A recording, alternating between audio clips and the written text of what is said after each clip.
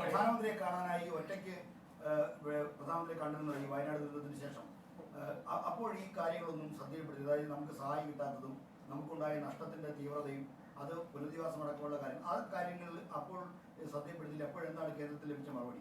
അതെ, പ്രധാനമന്ത്രിയെ ഞാൻ കണ്ടത് ഈ മൂന്നാമത്തെ തവണ അദ്ദേഹം പ്രധാനമന്ത്രിയായതിനു ശേഷം ആദ്യമായിട്ട് ഞാൻ കാണുകയാണ്. അത് കണ്ടിരുന്നില്ല ഇതുവരെ. അത് മറ്റ് അദ്ദേഹത്തിൻ്റെ തിരക്കും എൻ്റെ തിരക്കും എല്ലാം കൂടി തന്നെയാണ് കാണാൻ വൈകിയത്. ഏതായാലും അതൊരു കേഴ്സി കോളായിരുന്നു. പക്ഷേ ആ കേഴ്സി കോളിൽ മാത്രം നിന്നില്ല.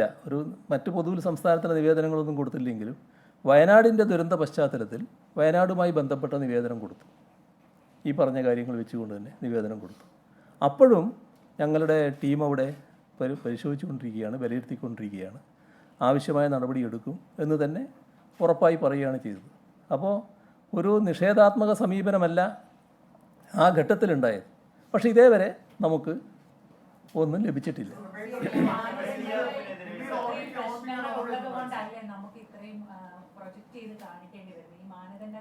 ഫിക്സ് ചെയ്യുന്നതിലും അത് പിന്നീട് നമുക്ക് നൽകുന്നതിലുമെല്ലാം ഇപ്പോഴും വളരെ പഴയ കാലഹരണപ്പെട്ട രീതികളുള്ളത് കൊണ്ടല്ലേ കേരളം ഉൾപ്പെടെയുള്ള സംസ്ഥാനങ്ങൾക്ക് ഇങ്ങനെ പ്രൊജക്റ്റ് ചെയ്ത കണക്കുകൾ കൊടുക്കേണ്ടി വരുന്ന ഒരു സാഹചര്യമുള്ളത്? അത് പൊതുവിലുള്ളതാണ്, പൊതുവിലുള്ളൊരു കാര്യമാണ്, പൊതുവിലുള്ള ശരിയായൊരു പ്രശ്നമാണ് നിങ്ങൾ ഉന്നയിക്കുന്നത്. രാജ്യത്താകെയുള്ള ആ മാനദണ്ഡം മാറേണ്ടതായിട്ടുണ്ട്. പക്ഷേ നമ്മുടെ രാജ്യത്തിൻ്റെ പൊതു മാനദണ്ഡത്തിൽ മാറ്റങ്ങൾ അവർ വരുത്തിയിട്ടില്ല. പലപ്പോഴും സ്പെഷ്യൽ പാക്കേജുകൾ അവർ പലയിടത്തും അനുവദിക്കുന്നുണ്ട്. അത് നമ്മുടെ അനുഭവത്തിൽ ഈ ഘട്ടത്തിലൊന്നും കിട്ടിയിട്ടില്ല. നമുക്ക് കിട്ടണമെന്നാണ് നമ്മളിപ്പോൾ ആവശ്യപ്പെട്ടിട്ടുള്ളത്. അല്ല, അതൊക്കെ നിരന്തരം ബന്ധപ്പെട്ടുകൊണ്ടിരിക്കുകയല്ലേ. നിങ്ങൾ കാണേണ്ടത് ഈ ഉദ്യോഗസ്ഥ തലത്തിൽ അതുമായി ബന്ധപ്പെട്ട ഉദ്യോഗസ്ഥരുമായിട്ട് നിരന്തരം സംസാരിക്കുമല്ലോ. അത് പരിശോധനയിലാണെന്നല്ലേ അവർ മറുപടി പറയുന്നത്. ആ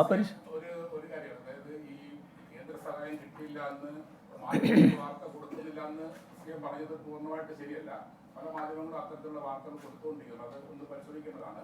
അതോടൊപ്പം തന്നെയാണ് CM നേരത്തെ പറഞ്ഞ വയനാട്ടിലെ വിഷയത്തിൽ ഗൗരവമായ കാര്യങ്ങൾ മാധ്യമങ്ങൾ പരിശോധിക്കേണ്ടത് തന്നെയാണ്.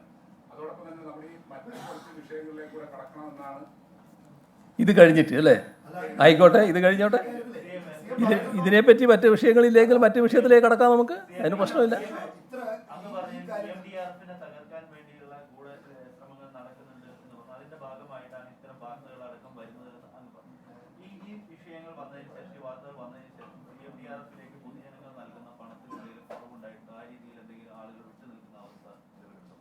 നിങ്ങൾ ആഗ്രഹിച്ച കാര്യങ്ങൾ അതേപോലെ നടക്കുന്നുണ്ടോ എന്ന് അറിയാൻ വേണ്ടിയാണോ? അതല്ല,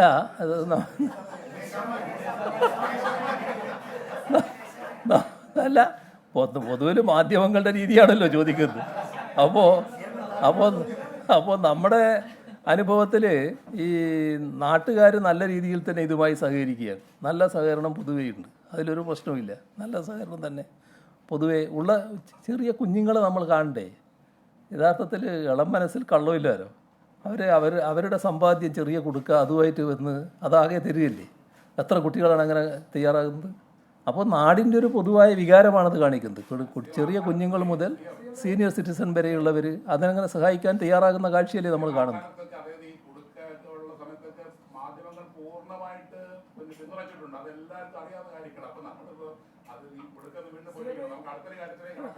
ആയിക്കോട്ടെ, ഒരു കാര്യം കൂടി ഇതാ ചോദിച്ചോട്ടെ.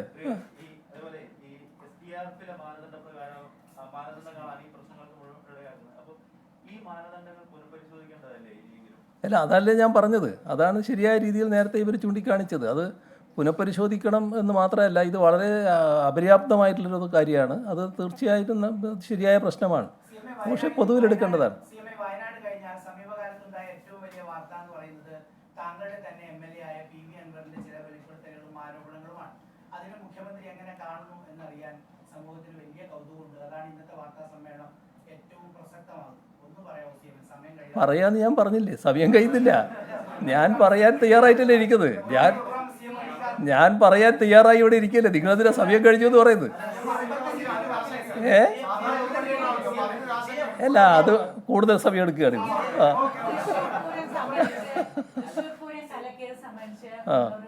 അന്വേഷണം, അതിന്റെ ഒരു റിപ്പോർട്ട് അങ്ങ് ആവശ്യപ്പെട്ടിരുന്നു. ഒരാഴ്ചക്കകം അത് ലഭ്യമാക്കാൻ നിർദ്ദേശിച്ചിരുന്നു എന്നാണ് അങ്ങ് പറഞ്ഞത്. അത് ലഭ്യമായിട്ടുണ്ട്. ഇപ്പൊ 5 മാസങ്ങൾ കഴിഞ്ഞു.